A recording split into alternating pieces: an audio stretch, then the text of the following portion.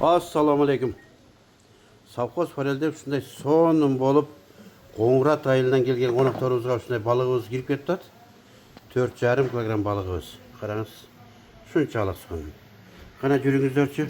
Bismillahirrahmanirrahim.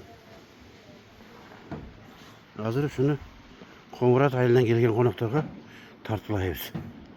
Kelsеңіздер sizlerge дағы kabinаны занят алып қоябыз. И печкені сайып жылылатабыз.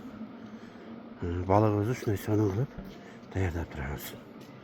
Сыйга келиң тууганым.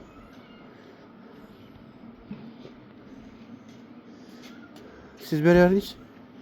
Siz bereriz anан кейін мен берейин. Yok bismillah.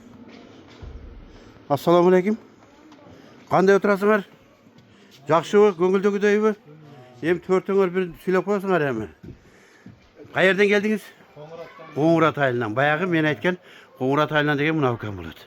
Bu жігіттер де Qo'ng'rat'тан. Алыңыз. Тамағыңыздар татты болсын. Жақсы сый көріп кетіңіздер, болып тұрмақ.